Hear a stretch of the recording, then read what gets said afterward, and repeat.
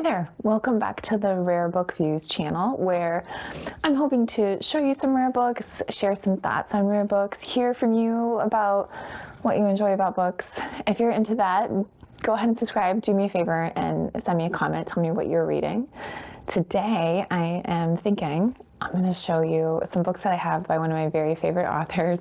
I've talked about him before, John Bellairs. One of the things that really just, when I think of how much I loved reading as a kid, reading under the covers of a flashlight, often John Bellairs. And this time of year, it's coming up on Halloween, it's time to reread some of my favorites, and I thought I would show you around my collection. I am just missing a couple things by him, so I would love to hear if you have them. John Bellairs, so cool. When I was probably elementary school age, I read The House with the Clock in Its Walls, and that just scared the heck out of me. But really, it's a suspense type scare. It's not a gory thing, but I just love that idea of what is going to happen, that anticipation. And that has really shaped some of the things that I have always enjoyed reading. So because my shelves are full, I talk about this sometimes too, I really try to focus my collecting on books that I enjoyed when I was a kid and having special copies. I didn't own a ton of books when I was little. My parents were teachers and they really instilled in us a love of reading, but we did not own a lot of books. So having a special copy of a book, a hardcover, still gives me a great thrill. So that's what I'm looking for in my John Bellairs. He was an interesting writer. He passed away in '91, I think, but his first book that I read, The House with the Clock in the Walls, I think that's late 70s. I probably read it in the 80s. And he has 3 series of books following the same general characters, and I really identified with them. These are the sort of outsider kids, the nerdy kids. I think I would have hung out with all of them. I think I probably would have been good friends with John Bellairs. So his first book was sort of a parody on saints' lives. I actually have a copy of that. And then he wrote another book that I've never found a copy of, and then he started writing The House of the Clock in its Walls and similar books. After he passed away, his estate, I think his son, approached an author about finishing some of the manuscripts, and you'll see these completed by Brad Strickland. I think you can really tell the difference. So I don't generally collect them, but I think I have one. And then there are a few books that are about the same characters that are written entirely by Brad Strickland. So you'll see those too. These books are a little bit hard to find for a couple of reasons. One, they came out in the 80s. The hardcovers, a lot of them went to libraries. So the only copy you're going to find is ex libris from a library, and they're going to have the stamps on the spine, the stickers, the barcode, the pocket in the back, the stamps. So they're not as desirable, but finding them hardcover when they're not ex libris is really hard now, and it's been a few years, so they're scarcer. And then there was the movie, the great movie with Jack Black and Cate Blanchett, which is wonderful, and everyone should watch it. So they're really popular.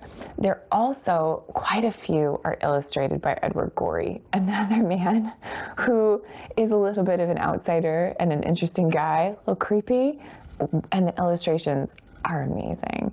So the original versions of these books, the hardcovers especially, usually Edward Gorey covers and a few illustrations, usually a frontispiece, that illustration on the page facing the title page, that is usually Edward Gorey. There were a couple other illustrators, but he is maybe the most significant and the most collectible because people collect Edward Gorey. So then now if you want a John Bellairs book that's illustrated by Edward Gorey, you're competing with the Edward Gorey fans and just all of the other fans. So it's a little harder to find.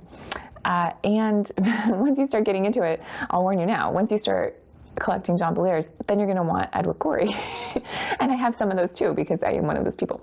So that is the things that you'll see on my shelves. If you watch there's a tour of my library, and I'll put a link to that in the notes so that you can take a look, because the Edward Goreys are intermixed, because alphabetical is the way to go by author, and he didn't write them, so they're not together.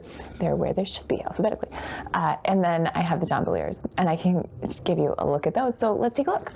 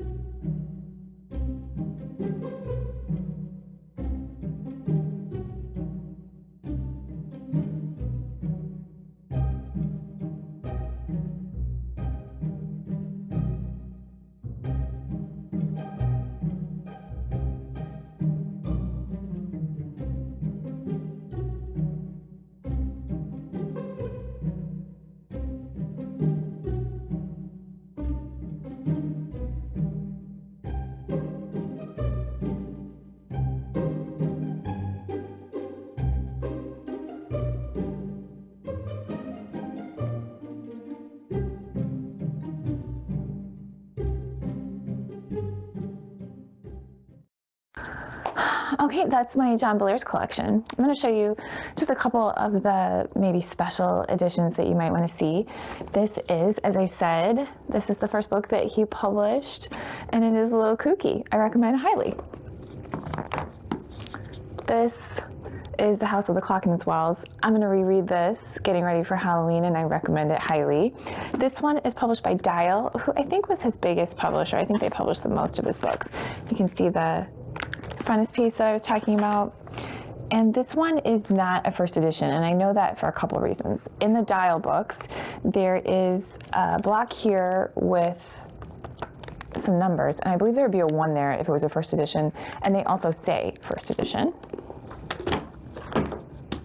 This is an example of a different publisher.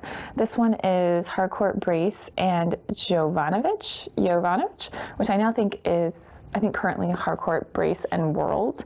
But you can see on their title page, it says here at the bottom, first edition, it has a line of letters, and there's a B but no A. So I actually wonder if this is, if you know, please let me know. I think this is the second printing of the first edition. And then here's an example. This is a very, very prolific book. I think a lot of us remember this one. I don't know why. There's no movie, but I remember this distinctly as a kid, and people have talked to me about this, that this is one that they remember too. This has the Edward Gorey frontispiece there on the title page, and you can see this one has, on the copyright page, it says first edition, and it also has a number line that starts with a 1, and they alternate. Ooh, tricky. So in the middle, it has a 10, and then a 9, and then an 8, and it goes out. So one end of the line has a 1, and one has a 2. And that's how you can tell it's a first printing, I believe, if it is Dial. I do have some, as I said, I have quite a few Edward Gorey books as well. And here's just a couple. This is a fun one. They're all super weird and strange and kind of creepy. I just love it. It's so bizarre. Just some thoughts for your kitchen and your knives. And then he has quite a few in that format. And then this is another one that I came across. It's a larger format, and it oddly, I've never seen this before that I can think of, where it says the printing on the inside of the dust jacket, which is different. And then just, his illustrations are so fun. I also have, because of Edward Gorey, this is a book called the Goreyography, and it is a bibliography, and it explains how to tell which edition of all of Edward Gorey's books, and there are a lot of things that he illustrated. So that is nice to have it as a resource if you're ever going to buy a book and you want to know how much should I really be paying for this. It gives you a little bit of a guide price. It's not super recent, and they explain this is going to become outdated, but it's a great way to know if you're getting a bargain or if you're paying top dollar or overpaying.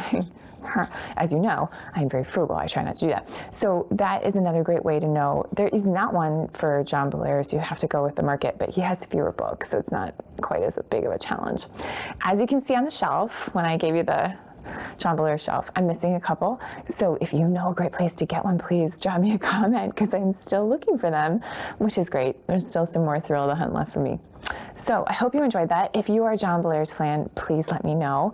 And if you have any thoughts about the books or what I should read next or what else is going to make me enjoy it as much as I like a John Bellairs, please shoot me a comment. Thanks for watching, and happy reading.